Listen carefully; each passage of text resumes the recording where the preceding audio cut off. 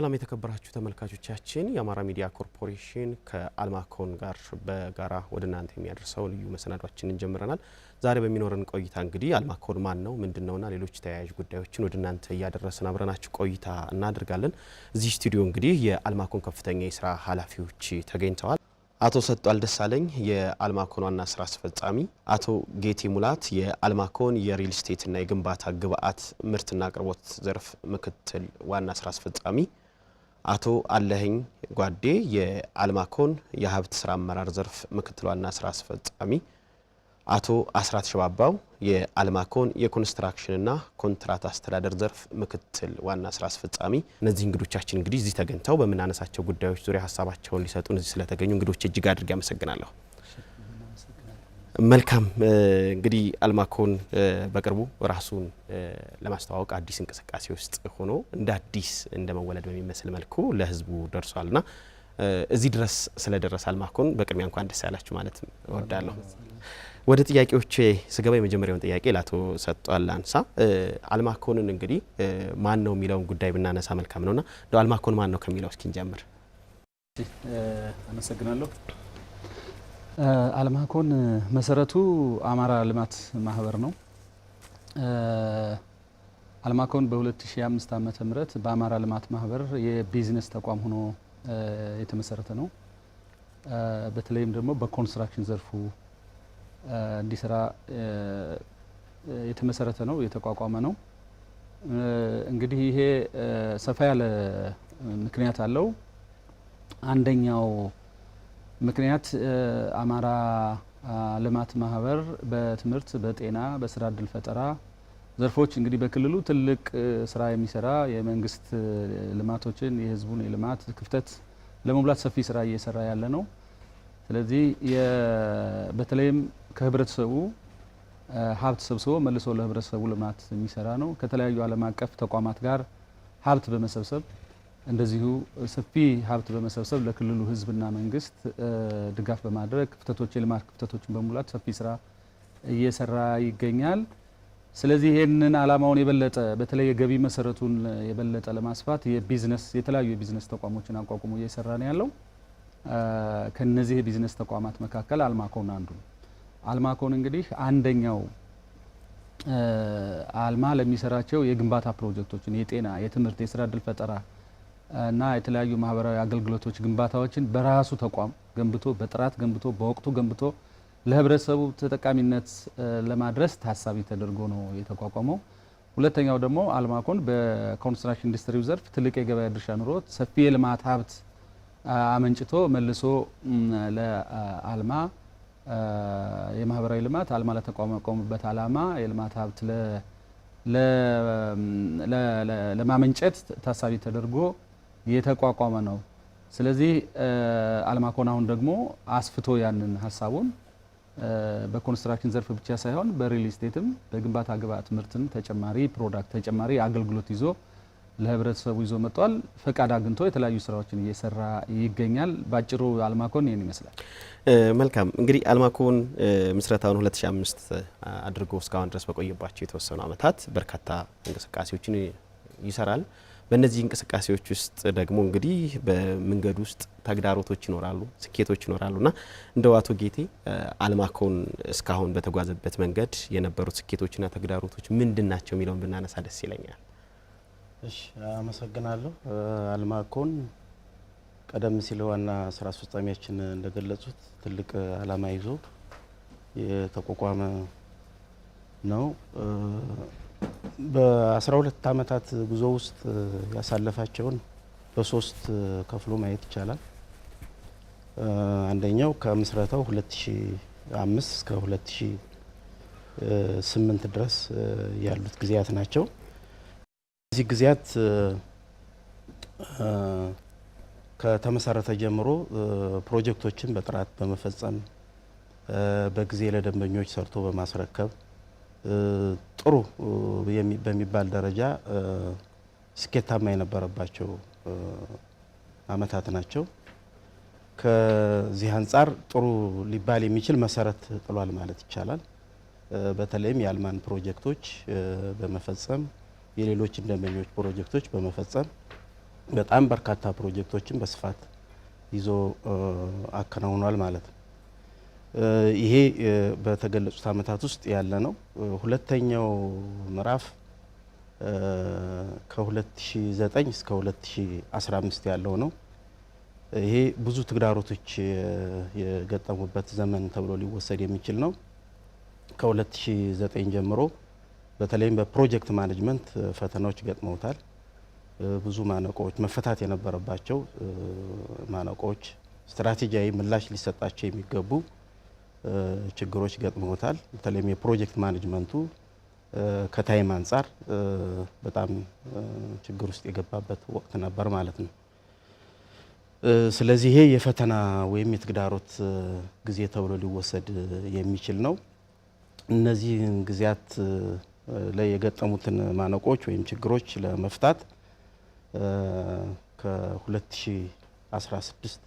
ከ2016 ላይ በጥልቀት ማየት ነው የተጀመረው። ያው ይሄም ማለት በአማራ ልማት ማህበር አልማ ስራ አመራር ቦርድ እንደዚሁም በማኔጅመንት በስትራቴጂክ ማኔጅመንት አባላት በጥልቀት ችግሮችን የመለየት መሰረታዊ ችግሮችን የመለየትና ስትራቴጂያዊ ምላሽ የመስጠት ስራ ነው የተሰራው። ከዚህ አንጻር ብዙ እርምጃዎች ተወስደዋል። ለምሳሌ የመጀመሪያው እርምጃ ችግሮች ከተለዩ በኋላ ስትራቴጂያዊ እቅድ ማዘጋጀት ነው። ስትራቴጂያዊ እቅድ ብዙ ነገሮችን ብዙ ለውጦችን ይዞ የሚመጣ ነው። ያን ተከትሎ ራሱን እንደገና የማደራጀት የነበሩትን ማነቆዎች መፍታት የሚያስችል እና ያን መሸከም የሚችል በተለይም ፕሮፌሽናሊዝም መሰረት ያደረገ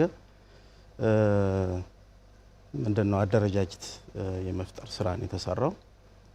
ይህን ተከትሎ የዘርፍ ለውጦችም ተደርገዋል ማለት ነው። ዘርፍ ለውጦችም ተደርገዋል። አዳዲስ ዘርፎች መጥተዋል። በኋላ የምገልጻቸው ተጨማሪ አዳዲስ ዘርፎች መጥተዋል።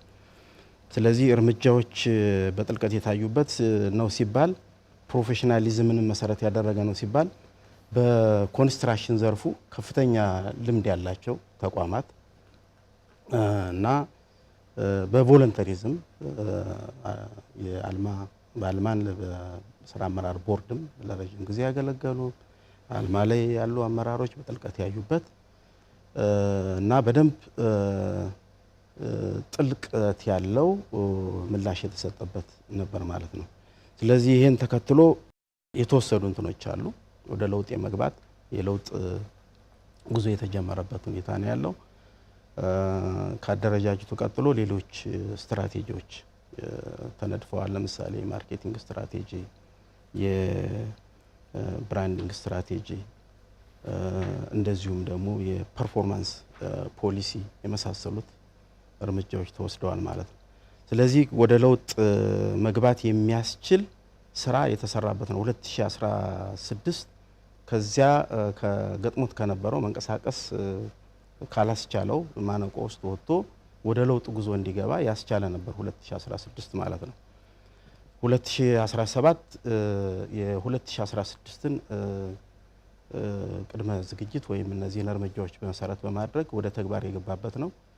በተግባርም በጣም ጥሩ ውጤቶች ያሳየበት ከ21 በላይ ፕሮጀክቶችን በመፈጸም ለደንበኞች በጥራት እና በወቅቱ ያስረከበበት ትርፋማ የሆነበት በአመራሩ በኩባንያው ሰራተኞች ላይ ከፍተኛ የሆነ የለውጥ መንፈስ የተፈጠረበት ስርዓቶችን መተግበር የተጀመረበት ሲስተሞችን መተግበር የተጀመረበት ነው ማለት ይቻላል። ስለዚህ ከሞላ ጎደል አልማ በሂደቱ ያሉ ሁኔታዎች በዚህ ሊገለጹ የሚችሉ ናቸው። አልማ ሲነሳ ሁልጊዜ ወደ አእምሯችን የሚመጣው የማህበራዊ አገልግሎቱ ማህበራዊ ስራዎች ላይ የሚሰራቸው ስራዎች ናቸውና አልማኮን ደግሞ እንግዲህ ከአልማ ጋር ጥብቅ ቁርኝት ያለው ተቋም ስለሆነ እንዲሁ አልማኮን ለአልማ ማህበራዊ ተግባራቱን ማህበራዊ ስራዎችን በሚሰራበት በኩል ሀብት በማመንጨት የሚኖረው አስተዋጽኦ ምን ያክል ነው የሚለውን አቶ አለህ ቢመልሱልኝ ደስ ይለኛል። ያው እንደሚታወቀው ማህበራችን አልማ በዋነኛነት የህዝብ መሰረት ኑሮት ከተለያዩ ረጅ ድርጅቶችም እንደዚሁም ገቢ ማስገኛ ተቋማት ሀብት በማመንጨት በክልሉ ውስጥ ላሉ ማህበራዊ ተቋማት ግንባታ መሻሻል በዋነኛነት ለትምህርት፣ ለጤናና ለስራ እድል ፈጠራ ላይ አተኩሮ ይሰራል።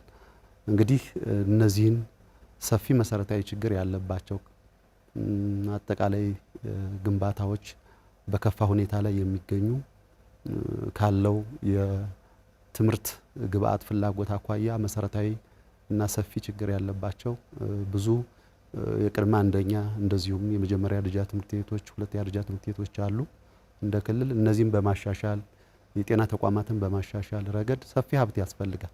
ስለዚህ አልማ እነዚህ ተቋማት መሻሻል ካለባቸው ዳይቨርሲፋይድ የሆነ የገቢ ማግኛ ዘዴዎችን ተልሞ ለነዚህ ተቋማት መሻሻል ሰፊ ስራ መስራት ይኖርበታል። ከዚህ ውስጥ ዋነኛው ቅድም እንደተነሳው የገቢ ማስገኛ ተቋማትን በተለያዩ አግባቦች ማደራጀት መፍጠር ነው። ከነዚህ መካከል እንግዲህ አልማኮን ኩባንያ ቅድም ሲገለጽ በነበረው አግባብ ለማህበራዊ ልማት ተቋማት ሀብት እንዲያመነጭ ታስቦ በስፋት ቅድም ሲገለጽ በነበረው አግባብ ከአደረጃጀትና ከአሰራር አኳያ ጠንክሮ እንዲወጣ ትልቅ ኃላፊነትና ውሳኔ የተሰጡበት የተቋቋመ ኩባንያ ነው። ይሄ ኩባንያ እንግዲህ ቅድም ሲገለጽ እንደነበረው የሚሰራቸው የተለያዩ የኮንስትራክሽን ስራዎች ወደፊት በስፋት የሚገባበት የሪል ስቴት ግንባታ ይኖራል። በእነዚህ ስራዎች ውስጥ የሚመነጩት ሀብቶች ቅድም በተገለጸው አግባብ ለማህበራዊ ልማት ተቋማት መልሶ ግንባታና መሻሻል አስተዋጽኦ እንዲያደርጉ ታስቦ ነው እንግዲህ ይሄ ኩባንያ በዋነኛነት እንዲቋቋም የተደረገው። ከዚህ አኳያ እንግዲህ ባለፉት አመታት በዋነኛነት የማህበሩን የትምህርት ቤት ማሻሻል ስራዎች በኃላፊነት ወስዶ አልማኮን ራሱ ማህበረሰቡንም እያሳተፈ በአጭር ጊዜ በፈጠነ የግንባታ ግብአት አቅርቦትና አሰራር እንደዚሁ ማደረጃጀት ትምህርት ቤቶችን ሲገነባ ቆይቷል። አሁንም ይሄ ኩባንያ ስራዎችን በማስፋት በአዲስ ከተደራጀ በኋላ በተለያዩ መስኮች የሚያገኛቸውን ስራዎች እና ከነዛ ስራዎች የሚገኙትን ሀብቶች ለማህበራዊ ልማት ስራዎች መሻሻል በየጊዜው ያው ኢንጀክት እንዲያደርግ ሀብቱ ተላልፎ እነዛ እንዲሻሻሉ ከሌሎቹ የሀብት ምንጮች ከማህበረሰቡ ከሚሰበሰበው ከረጅ ድርጅቶች ከሚገኙ ሀብቶች ጋር ተዳምሮ ትምህርት ቤቶችን ለማሻሻል የጤና ተቋማትን ለማሻሻል እንዲውል ታስቦ ነው እየተሰራ ያለው። እንግዲህ ይሄ እንግዲህ የሚወሰነው በዋነኛነት በጠቅላላ ጉባኤ ነው ሀብቱ የሚወሰነው። በየጊዜው ይሄ ሀብት ኩባንያው ሰርቶ የሚያገኘው ትርፍ በተለያየ መንገድ መዋል ላለበት የመልሶ ማቋቋም እንደዚሁም የትምህርት ቤቶች ማሻሻያ እና የጤና ተቋማት መልሶ ግንባታ ስራዎች እንዲውል በጠቅላላ ጉባኤዎች ሲወሰን በዚህ አግባብ ያው ሀብቱ በየጊዜው ፈሰስ እየተደረገ ተቋማቱ በተሻለ ቁመና ላይ እንዲገኙ ትኩረት ተሰጥቶ ይሰራል ማለት ነው። አጠቃላይ ዓላማው እና የሚሰራበት አግባብ ይሄን ነው የሚመስለው። መልካም። አንዱ ላነሳው የነበረውን ጥያቄ አንስተውልኛል። እንደው ምን ያህል ነበር የሚለውን ያው የጠቅላላ ጉባኤ በወሰነው አግባብ እንግዲህ ለአልማ ምን ያክል ያስፈልጋል የሚለውን ተወስኖ ገቢ እንደሚደረግ ስላነሱልኝ አመሰግናለሁ። አቶ አስራት አልማኮን እንግዲህ እርስ በርሳቸው የሚደጋገፉ እርስ በርሳቸው የሚወራረሱ የስራ ዘርፎች ላይ ነው የተሰማራው። ኮንስትራክሽን አለ፣ ሪል ስቴት አለ። ከዛ ውጭ ደግሞ የግንባታ ግብአት ማቅረብም ላይ የሚሰማራ ዘርፍ ነውና እንደው እነዚህ እርስ በርሳቸው የሚዋሃዱ እርስ በርሳቸው የሚስማሙ ዘርፎች ላይ መግባቱ ምን ምቹ ሁኔታ ይፈጥርለታል? ኦኬ፣ አመሰግናለሁ። እንግዲህ አልማኮን እንደ አዲስ ሲቋቋም በሶስቱ ዘርፎች ማለትም በኮንስትራክሽን፣ በሪል ስቴት እና በግንባታ ግብአትና ምርት አቅርቦት ሲቋቋም አንዱ ከአንዱ ጋር እየተደጋገፈ ቼን ፈጥረው ሲነርጂ ፈጥረው የተሻለ አፈጻጸም እንዲኖረው ከማድረግ አንጻር ነው የተቋቋሙት እነዚህ እንትኖች። ስለዚህ ከዚህ አንጻር የተለያዩ አድቫንቴጆች አሉት ለተቋሙ። አንደኛው ኮስት ኤፊሺየንሲ ላይ ነው። ከሌሎች በተለየ ግብአትን በራሱ ስለሚያመርትና በራሱ ስለሚያቀርብ ለሪል ስቴቱም ለግንባታ ግብአቱም ለግንባታ ስራዎችም ስለሚያቀርብ ስለዚህ በዚህ ምክንያት የሚያጣውን ኮስት ወይም የሚወጣውን ተጨማሪ ወጪ ይቀንስለታል ማለት ነው። ስለዚህ አንዱ ይሄ ከኮስት ኤፊሽንሲ ጋር ያለው ጠቀሜታ ከፍተኛ ነው ከሌሎች በተለየ። ሁለተኛው ከኳሊቲ ጋር በተያያዘ ነው። አልማኮን ወደ ምርትና ወደ ግንባታ ምርትና አቅርቦት ገባ ማለት ለግንባታ አቅርቦት የሚያገለግሉ የተለያዩ ምርቶችን ራሱ ያመርታል፣ ራሱ ያቀርባል። ስለዚህ እነዚህ ምርቶች ቀጥታ የሚውሉት ለሪል ስቴት ግንባታውና ለሌሎች የኮንስትራክሽን ስራዎች ይውላል ማለት ነው። ያ ማለት በምርት ወቅት የሚፈጠረውን ከመጀመሪያ እስከ መጨረሻ የሚፈጠረውን ጉድለት ወይም ኳሊቲ ጥራት ራሱ ስለሚከታተል የተሻለ ቁጥጥርና ስለሚደረግ ኳሊቲ ላይ ከፍተኛ እንትን ይሰጠዋል፣ አድቫንቴጅ ይሰጠዋል ማለት ነው። ይሄ ነው። ሌላው ከጊዜ ጋር በተያያዘ ነው። ስለዚህ ግንባታ ስንል የኮንስትራክሽኑም አለ ከሌሎች ክሊየንቶቻችን ወስደን የምንሰራቸው፣ ሁለተኛ በራሳችን የቤት ግንባታ የምንሰራቸው ስራዎች ይኖራሉ። ስለዚህ እነዚህ ግንባታዎች ላይ ዲሊያንስ ሊፈጠር ይችላል። በምን ምክንያት? በግብአት አቅርቦት ምክንያት። ስለዚህ አላስፈላጊ በግዢ ሂደት ውስጥ ወይንም ግንባታ ግብአቶችን በማቅረብ ሂደት ውስጥ የሚጓተተውን ጊዜ ያሳጥራል ማለት ነው። ስለዚህ በዚህ ምክንያት ታይም ማኔጅመንታችን ከሚፈለገው በተሻለ መፈጸም እንችላለን፣ እንደ አድቫንቴጅ ከሌሎች ተቋሞችን በተሻለ ሁኔታ ማለት ነው። ሁለተኛ የፕሮጀክታችን አፈጻጸም የላቀ ያደርገዋል ማለት ነው። ግብአት ቀረበ ማለት ለአንድ ፕሮጀክት አፈጻጸም ትልቅ ቫልዩ አለው። ከ70 እስከ 80% የሚሆን እንትን ስለሚፈልግ ማለት ነው። አብዛኛው በግብአት ምክንያት ስለሆነ ማለት ነው። ስለዚህ ግብአት ትልቅ እምርታ አለው ለእንትኑ ማለት ለፕሮጀክቶቻችን። ሌላው የተቀናጀ ወይም ሲነርጂ ይፈጥራሉ እነዚህ። ስለዚህ ሁለቱም እነዚህ እንትኖች አንዱ ከአንዱ ጋር የግብአትና ግብአት አቅርቦት ክፍል አለ፣ የኮንስትራክሽን ክፍል አለ፣ የሪል ስቴት ክፍል አለ። እነዚህ አንደኛው ከአንደኛው ጋር ተቀናጅተው ተሳስረው እንደ ሰንሰለት አብረው የሚሄዱ የተቋሙን እሴት የሚያሳድጉ ክፍሎች ናቸው ማለት ነው። ሌላው የተሟላ አገልግሎት እንድናገኝ ያደርጋል። ለደንበኞቻችን የተሟላ አገልግሎት ዋን ስቶፕ ሶሉሽን ይሰጠዋል። ያ ማለት ምንድነው? አንድ ደንበኛ ወደ አልማኮን ሲመጣ የግንባታ ግብአት ምርትም ከዛው ያገኛል፣ የኮንስትራክሽን ስራውን ከዛው ያገኛል፣ ሁለተኛ የቤት ግንባታውን ከዛው ያገኛል። ያ ማለት ሁሉንም አገልግሎቶች ከአንድ ተቋም ላይ ከአንድ ኩባንያ ላይ ማግኘት ያስችለዋል ማለት ነው። ስለዚህ እነዚህ አድቫንቴጆች አሉት ማለት ነው እንትን ማለት ነው። መልካም። እንደው አሁን ከነዚህ ከስራዎች ውስጥ ይሄ በጥምረት ከሚሰራቸው ስራዎች ውስጥ እንደ ጅምር የተጀመሩ አንዳንድ እንቅስቃሴዎች እንዳሉ በእርግጥ እናውቃለን። ለምሳሌ ኮንስትራክሽን ማቴሪያሎችን ማምረት ጀምራችኋልና በሌሎች እንቅስቃሴ ላይ ምናልባት ያሉ እንቅስቃሴዎች የተጀማመሩትንም ካሉ በዛው ብናነሳቸው መልካም ነው። ለምሳሌ በግንባታ ግብአት ምርትና አቅርቦት ጥራት ያለውን ቡልኬት እያመረትን አንድ ለፕሮጀክቶቻችን በከፍተኛ ሁኔታ እያቀረብን ያለ ነው። ሁለተኛ ደግሞ ለውጭ ደንበኞቻችንም በጥራት ሰርተን እያቀረብን ያለንበት ሁኔታ አለ። ሁለተኛው ከሪል ስቴት ግንባታ ጋር በተያያዘ በተለያዩ ቦታዎች ለምሳሌ በጎንደር ከተማ አስተዳደር ጋር ቦታ የመረከብ እንትን ብለናል። ሁለተኛው ደግሞ በባህር ዳርም በሂደት ላይ ያሉ ቦታ የመረከብና ለነዚያ ጥናቶች ተዘጋጅተው አዋጭነታቸው አልቀው በሰነድ ተደግፈው ያሉበት ደረጃ ነው ያለው።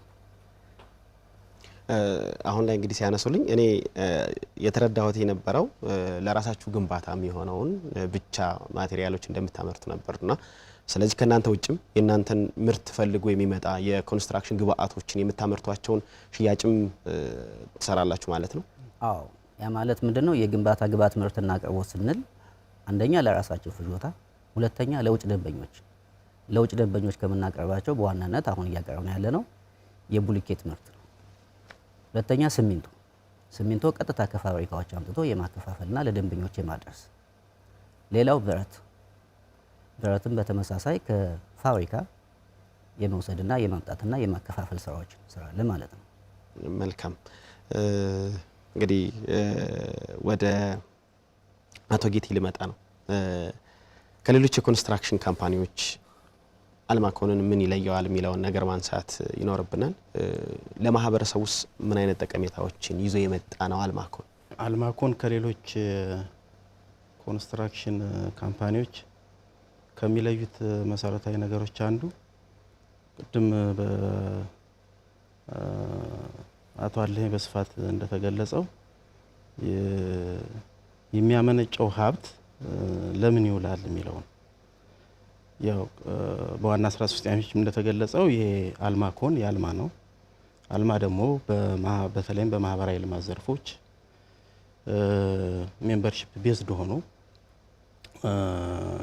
በስፋት እየሰራ ያለ ማህበር ነው። ትምህርትን ይሰራል፣ ጤና ይሰራል፣ የስራ እድል ፈጠራ ላይ በትኩረት ይሰራል። ስለዚህ የሀብት ማመንጨት ነው ዋና ዓላማው። ቅድም በዋና ስራ አስፈጻሚያችን እንደተቋቋመው ሀብት ያመነጫል። ያመነጨው ሀብት ደግሞ ለዚህ ዓላማ እንዲውል ያደርጋል ማለት ነው። ይህ ማለት ለህብረተሰቡ ምን ጥቅም ይዞ ይመጣል የሚለው ግልጽ ነው ማለት ነው። ትምህርት፣ በጤና፣ በስራ እድል ፈጠራ ላይ የሚሰራቸው ስራዎች ህብረተሰቡን፣ ትውልድን በቀጥታ ተጠቃሚ የሚያደርጉ ስራዎችን ነው የሚሰራው ማለት ነው። ስለዚህ አንዱ የሚለየው ይሄ ነው። ሀብት እንዲያመነጭ ነው የተቋቋመው። ሀብት አመንጭቶ ይህ ዓላማ እንዲሳካ ህዝብን ተጠቃሚ የሚያደርግ ዓላማ እንዲሳካ ይሰራል ማለት ነው። ሁለተኛው የሚለየው ቅድም አቶ አስራት በስፋት ገልጾታል። በተለይም ራሱን እንደገና አደራጅቶ ቅድም ባልናቸው በጥልቅ ጥናቶች ላይ ተመስርቶ ሲገባ ከኮንስትራክሽን ዘርፉ በተጨማሪ ሁለቱ ዘርፎች የሪል ስቴት እና የግንባታ ግብዓቶችን የማምረትና የማቅረብ በሂደትም ደግሞ እነዚህን እስከ ፋብሪካ ድረስ የማቋቋም ሀሳብ ይዞ ነው እየሰራ ያለው። ስለዚህ እነዚህ ዘርፎች ቅድም በአቶ አስራት እንደተገለጸው በጣም ተመጋጋቢ ናቸው። ለየት ያደርገዋል ኩባንያው ማለት ነው። ለየት ያደርገዋል። ይሄ ቅድም እንደተባለው በውስጥ ለምንሰራቸው የኮንስትራክሽን ስራዎች፣ ለውጭ ለምንሰራቸው የኮንስትራክሽን ስራዎችም ለየት ያደርገዋልና እነዚህ ሁለት መሰረታዊ ነገሮች ከሌሎች የሚለዩት ነው። በሶስተኛ ደረጃ በገበያው ተወዳዳሪ ለመሆን የደንበኞችን የእርካታ ምንጭ ለማምጣት የሚያስችለው ስትራቴጂዎች አዘጋጅቷል። ለምሳሌ ማርኬቲንግ ስትራቴጂ ዝም ብሎ እንደዚሁ ለስም ምናምን ሳይሆን በደንብ በአማካሪ በውጭ አማካሪ ተጠንቶ በደንብ የተዘጋጀ ነው።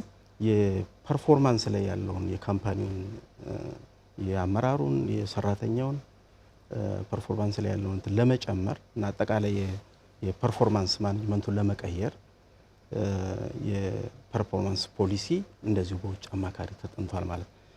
ስለዚህ እነዚህ ለየት ያደርጉታል ብለን እንወስዳለን ከሌሎች ካምፓኒዎች አንጻር። እንደው ሪል ስቴት ዘርፉ ላይ የምትሰማሩበት መንገድ ምናልባት አንዱ ለየት የሚያደርገው ይመስለኛል። የእናንተ ሪል ስቴት ገንብቶ ለተጠቃሚዎች መስጠት የምታስቡበት ለመካከለኛ ገቢ ላላቸውም ስለሆነ እሱም ላይ ትንሽ ሀሳብ ቢያነሱልኝ ደስ ይለኛል። አዎ ሪል ስቴት ላይ እንግዲህ ምንድነው ያው እያንዳንዱን ነገር በጥናት ነው እየገባበት ያለ ኩባንያው። ሪል ስቴት ላይም አንድ ዘርፍ ተደርጎ ሲጠና ወይም ሲለይ ተጠንቶ ነው። ጥናቶች ተካሂደዋል። በክልል ደረጃ በሀገር አቀፍ ደረጃ ምን ያህል የቤት ፍላጎት የቤት እጥረት ከደንበኞች የቤት ፍላጎት ጋር እንደማይጣጣም ጥናት ተካሂዷል። በተለይም በትላልቅ ከተሞች ደግሞ እንትኑ ችግሩ ወይም ፍላጎቱ በጣም በከፍተኛ ሁኔታ የሚታይ ነው። ስለዚህ በዚህ ጥናት የታየው ነገር ምንድነው? የቤት ፍላጎት ከፍተኛ መሆኑና አልሚዎችን በስፋት ተሰማርተው የደንበኞችን ፍላጎት ሊያረካ በሚችል መልኩ እየሄዱ ነው የሚለውን በጥልቀት ታይቷል። ይህንን ለመመለስ አንደኛ የምንጠቀማቸው ቴክኖሎጂዎች ምን መሆን አለባቸው የሚል ልምዱ ካላቸው ለማጥናት እና ተሞክሮ ለመውሰድ ጥረት እየተደረገ ነው። ምክንያቱም ለደንበኞች በተሻለ ቴክኖሎጂ በተሻለ ተመጣጣኝ ዋጋ የማቅረብ ዓላማና ፍላጎትን ይዞ ነው የተነሳው። ስለዚህ የምንሄድበት እንትን 5000 በ5 ዓመት ውስጥ ያቀድነው 5000 በፓይለት መልክ ነው ልንፈጽም የአቅደን እየሰራን ያለ ነው። የመጀመሪያው ጥናቶችን ማጥናት። ጥናቶች ተጠንተዋል። ቅድም አቶ አስራት እንደገለጸው ለምሳሌ ጎንደር አጥንተን በጥናቱ መሰረት ለከተማ አስተዳደሩ አቅርበን ጥያቄው በከተማ አስተዳደሩ ደረጃ መልስ አግኝቶ በክልል ደረጃ ውሳኔ እንጠብቃለን ማለት ነው። እንግዲህ ይሄ አንዱ ፓይለት የምናካሄድበት ነው። ሁለተኛው ባህር ዳር ላይ ነው። ባህር ዳር እንደዚሁ ለከተማ አስተዳደሩ አቅርበን ጥያቄውን ጥናቱን ጨርሰን አቅርበን ውሳኔ እየተጠባበቅን ያለ ነው። ስለዚህ በእነዚህ በትላልቅ ከተሞች ደሴንም ጨምሮ በፓይለት መልክ እንጀምረውና ፓይለቱን እያሰፋን የቤት ችግርን በመፍታት ረገድ ዋና ተወናዋኝ ሆነን ለመውጣት አስበን ነው ወይም ታስቦ ነው በቂ ጥናት እየተሰራ ያለው ማለት ነው። የግብዓት አቅርቦት ላይም ቅድም ለመግለጽ ሞክሬያለሁ።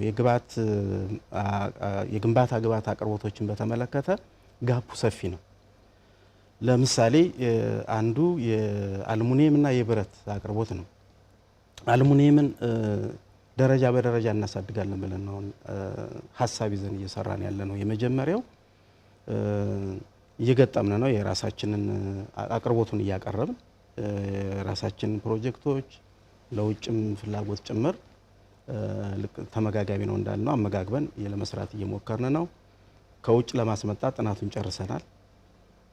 ጥሬ ዕቃውን ከውጭ ለማስመጣት ከዚሁ ጎን ለጎን እየሰራን ያለ ምንድነው የአልሙኒየም ፋብሪካ የማቋቋም የምንችልበትን ትልቁን ሀሳብ ይዘን ጥናቱን ለማጥናት በጥልቀት ልምድ ካላቸው ተመክሮ ለመውሰድ እየሰራን ያለ ነው ማለት ነው።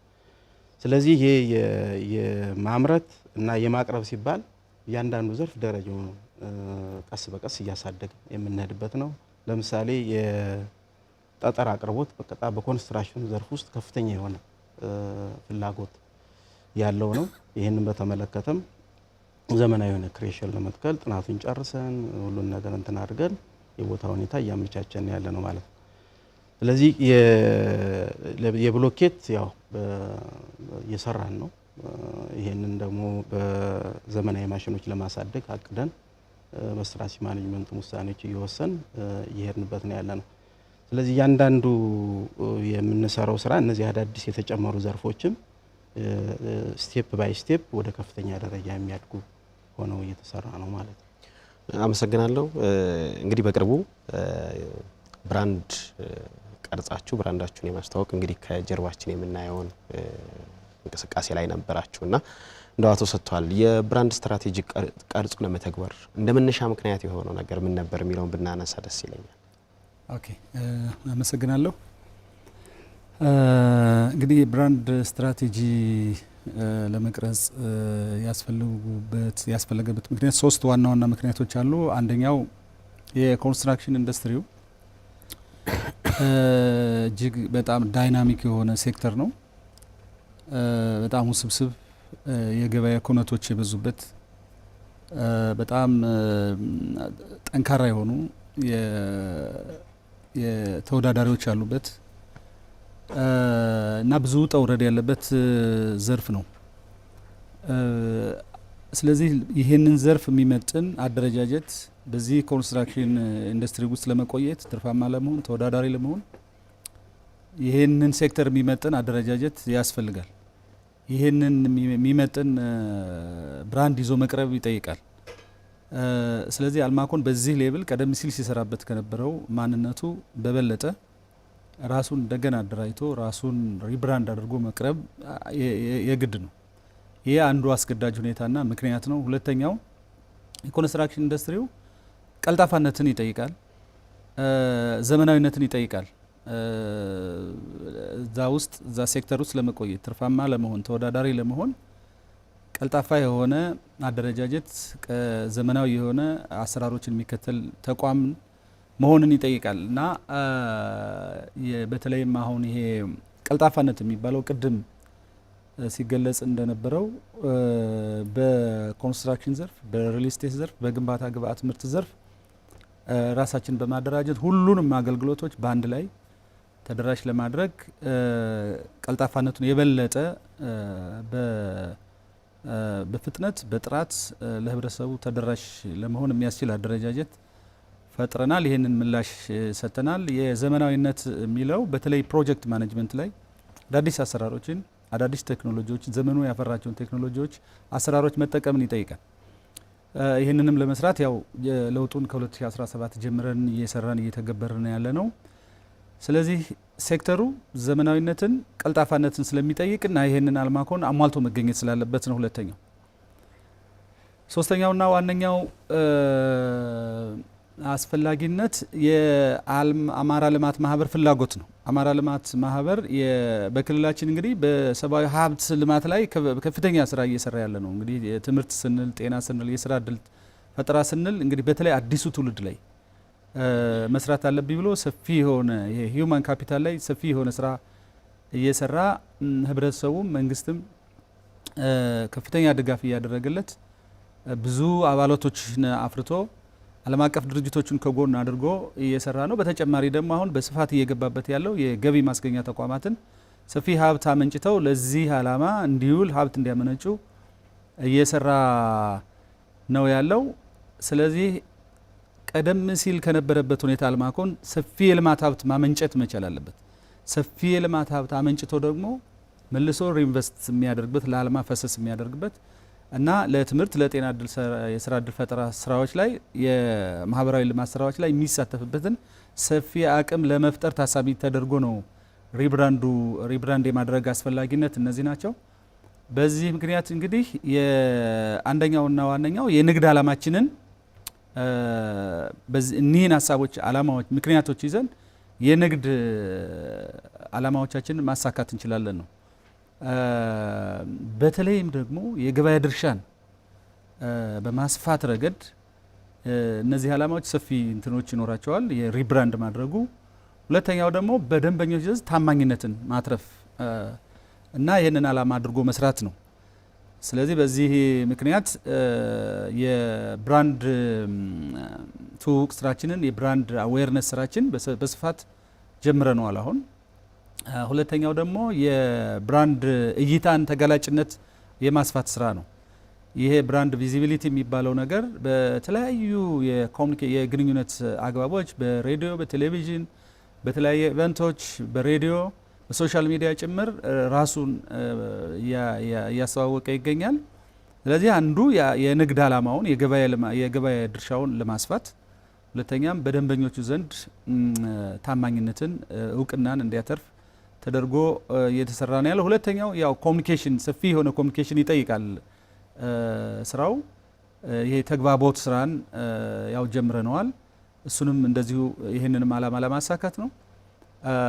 ሶስተኛው ደግሞ የኮርፖሬት ሶሻል ሪስፖንሲቢሊቲ የሚባለው የማህበራዊ ልማት ተሳትፎን ለማስፋት ነው። አልማኮን ተራ የቢዝነስ ተቋም ብቻ አይደለም፣ ለትርፍ ብቻ የሚሰራ ብቻ አይደለም። ያተረፈውን ትርፍ መልሶ ቅድም እንዳልነው ለማህበራዊ ልማት የሚያውል ነው። ይህንን አስተዋጽኦ ህብረተሰቡ እንዲያውቅ መካከለኛ ገቢ ላላቸው የህብረተሰብ ክፍሎች የቤት ልማት ፕሮግራምም ይዞ እንደመጣ ይህን ለመስራት ደግሞ ኮንስትራክሽን ዘርፉ፣ ግንባታ ግብአት ዘርፉና የሪል ዘርፉ በጣም በተቀናጀ መንገድ ጥራት ባለው መንገድ ተደራሽ በሆነ መንገድ አገልግሎቶችን ለማቅረብ ዝግጁ መሆኑን እና ይህንንም አጉልቶ ለህብረተሰቡ ጋር ለማስተዋወቅ ነው። እንግዲህ የሪብራንድ አስፈላጊነት የሚባሉት እነዚህ ሶስቱ ነገሮች ከንግድ ዓላማ ከተግባቦትና ከዚህ ከኮርፖሬት ሶሻል ሪስፖንሲቢሊቲ ጋራ ያሉትን ነገሮች የበለጠ አስፍተን እንድንሄድ ምቹ ሁኔታ ለመፍጠር ነው ሪብራንድ ማድረግ ያስፈልጋል።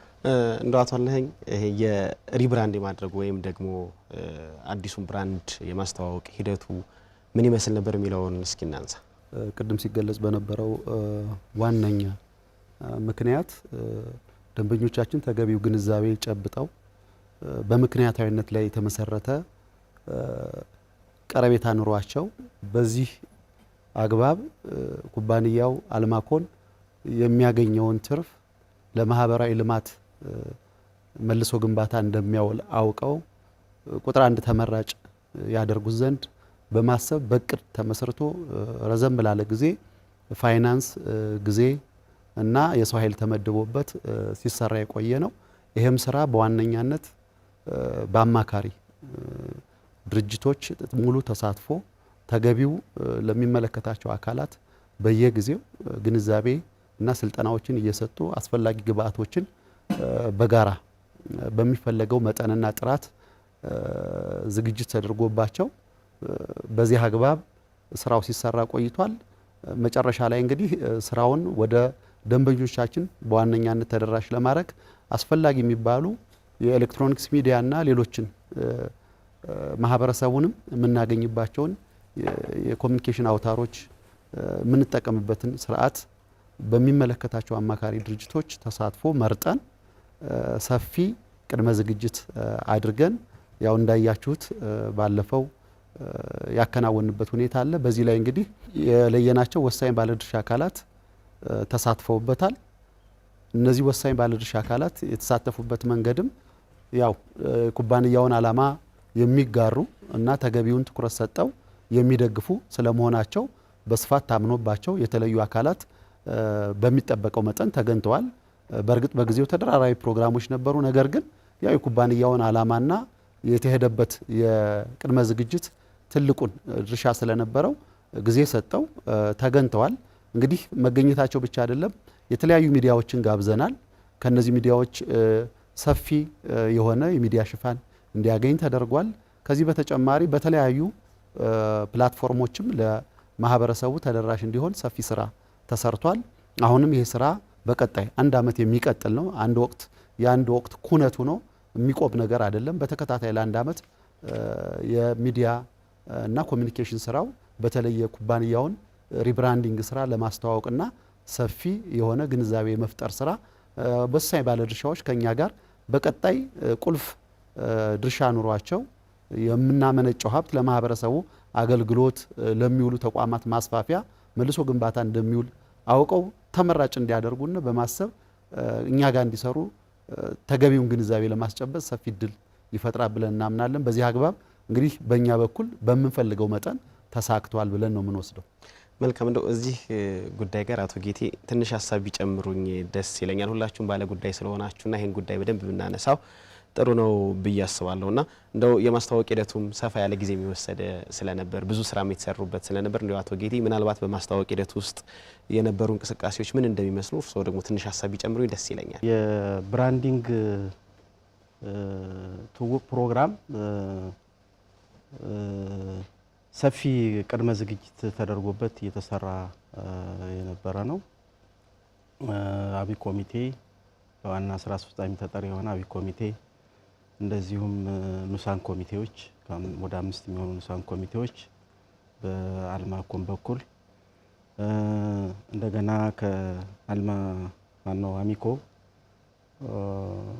ጋራ የነበረን በዚህ ሂደት በጣም ከፍተኛ ነው። አሚኮ ራሱን የቻለ አንድ ቡድን ተደራጅቶ ይሄ የብራንዲንግ ትውውቅ ቅድመ ዝግጅት ስኬታማ እንዲሆን ከፍተኛውን ሚና ተጫውቷል። አሁንም እየተጫወተ ይገኛል። ይሄ ማለት ስራው የብራንዲንግ ትውውቅ ስራው ጀመር ነው እንጂ ሰርተን ጨርሰናል ማለት አይደለም። ገና ቀጣይነት ያለው ነው። ስለዚህ ከአሚኮ ጋር የሚኖረን ግንኙነት አሁን ያለው መልካም ግንኙነት በዘላቂነት እንዲቀጥል ስትራቴጂያዊ ግንኙነት እንዲኖር ተደርጎ እየተሰራ ነው ያለው። በዚህ ሂደትም የሁለቱ ተቋማት ከፍተኛ የሆነ መናበብ፣ ከፍተኛ የሆነ እንደ አዲስ የመተዋወቅ እና በስትራቴጂያዊ ጉዳዮች ላይ ጥሩ እይታ እንዲኖረን ያደረገ ዝግጅት ነው። ስለዚህ በጣም ብዙ ስራዎች የተሰሩበት ነው። ቅድም አቶ አለኝ እንዳለው ዋናው ዓላማው ደንበኞቻችንን ተደራሽ ማድረግ የሚያስችለን ለደንበኞቻችን ኩባንያችን ምቹ መሆን የሚያስችለውን ነገር መፍጠር ነው። በዚህ የትውውቅ ፕሮግራም ልናመጣቸው ከሚጠበቁ ውጤቶች አንዱ እና ዋናው እሱ ነው። ከዚህ አንጻር የሰራነው ስራ በጣም ስኬታማ ነበረ ማለት እንችላለን። መልካም።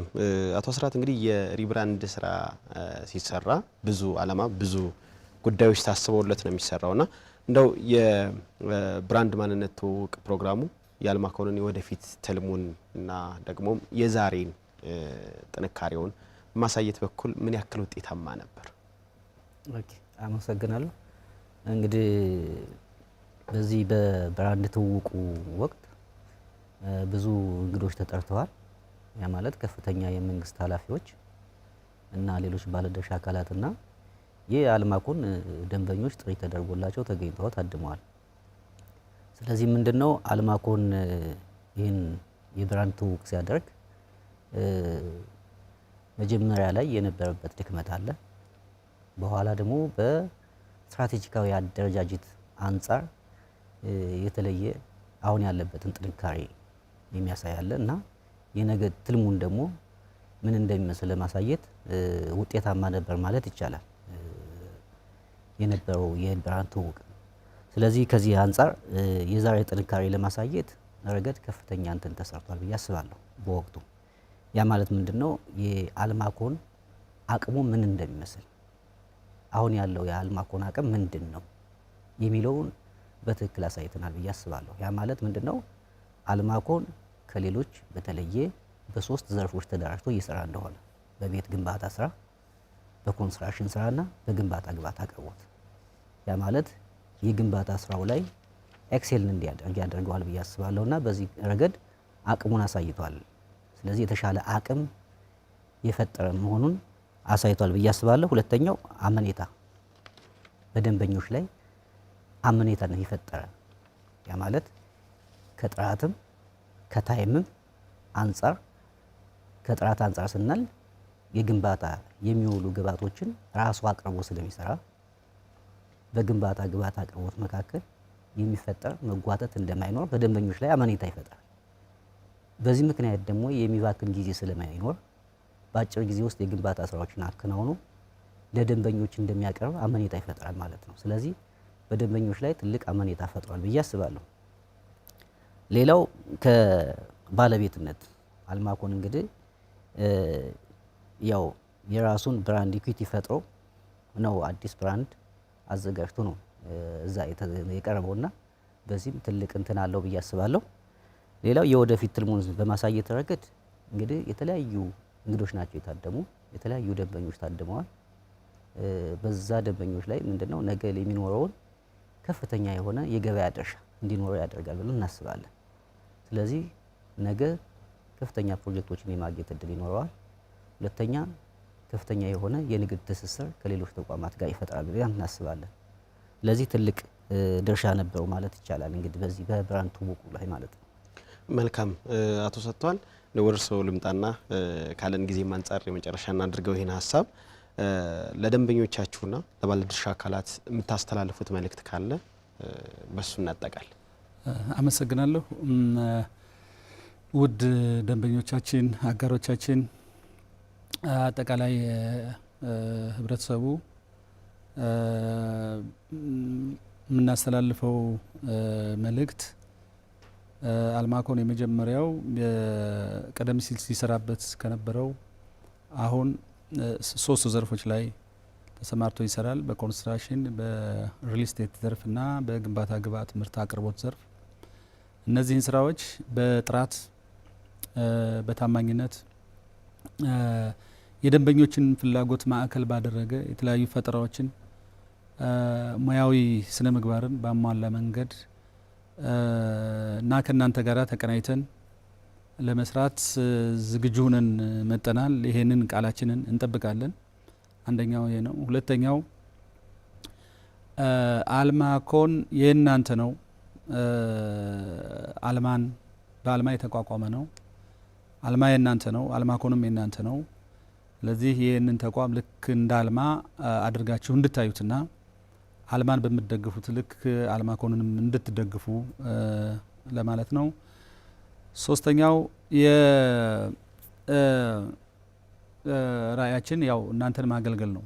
ለእናንተ ጥራት ያለው ምርት፣ ጥራት ያለው አገልግሎት ማቅረብ ነው። ስለዚህ በየደረጃው የምትገኙ አጋሮቻችን፣ ደንበኞቻችን፣ የመንግስት አካላት፣ የመንግስት አስተዳደር አካላት አልማኮን ለሚፈልጋቸው አገልግሎቶች ሁሉ ድጋፍ በማድረግ ከጎናችን እንድንሆን እና የክልላችንን ብሎም የሀገራችንን በዚህ ዘርፍ ላይ ያለውን የቤት ልማት፣ የግንባታ ግብዓትና አቅርቦት ዘርፍ እና የኮንስትራክሽን ዘርፍ እድገት እንዲፋጠን የበኩላችሁን አልማኮን በመደገፍ ጥረት እንድታደርጉ ለማለት ነው። መጨረሻ ላይ የአሚኮን ማመስገን እፈልጋለሁ። በልዩ ሁኔታ የሪብራንድ ስራችን እንዲሳካ የአሚኮ ማኔጅመንት ሰራተኞችና ባለሙያዎች ፕሮፌሽናል በሆነ መንገድ እንዲሰራ ድጋፍ በማድረግ ላበረከቱልን አስተዋጽኦ እንደዚሁም የአልማኮን ማኔጅመንት አባላት ሰራተኞች እንደዚሁም የአልማ ቦርድ አባላት የአልማኮን የቦርድ አባላት እንደዚህ አይነት ድጋፍ ስላደረጉልን ከፍተኛ ምስጋና ማቅረብ ፈልጋለሁ። ምስጋናዬ መልእክቴም ይሄን ይመስላል። አመሰግናለሁ። አቶ ሰጧል ደሳለኝ የአልማኮን ዋና ስራ አስፈጻሚ፣ አቶ ጌቴ ሙላት የአልማኮን የሪል ስቴትና የግንባታ ግብአት ምርትና አቅርቦት ዘርፍ ምክትል ዋና ስራ አስፈጻሚ፣ አቶ አለህኝ ጓዴ የአልማኮን የሀብት ስራ አመራር ዘርፍ ምክትል ዋና ስራ አስፈጻሚ፣ አቶ አስራት ሸባባው የአልማኮን የኮንስትራክሽንና ኮንትራት አስተዳደር ዘርፍ ምክትል ዋና ስራ አስፈጻሚ እዚህ ስቱዲዮ ስለተገኛችሁ ከልብ አመሰግናለሁ። ተከበራችሁ ተመልካቾቻችን ለአልማ ማህበራዊ ልማት ሀብት የማመንጨት ዓላማ ኑሮት በኮንስትራክሽን በሪል ስቴትና ግንባታ ግብአት ምርትና አቅርቦት ላይ የተሰማራው አልማኮን እስካሁን እየሰራ ያለው ስራ ምን ይመስላል፣ ወደፊትስ በምን አይነት ሁኔታ ሊሰራ እንቅስቃሴ ውስጥ ነው የሚለውንና ሌሎች ጉዳዮችን ያነሳንበት የዛሬው የስቱዲዮ ውይይታችን ይህን ይመስል ነበር። አብራችሁን ስለቆያችሁ እጅግ አድርገን እናመሰግናለን። መሰናዶውን በላይ ያየሁ ወደ እናንተ አቀረብኩት። ሰላም ሆኖልኝ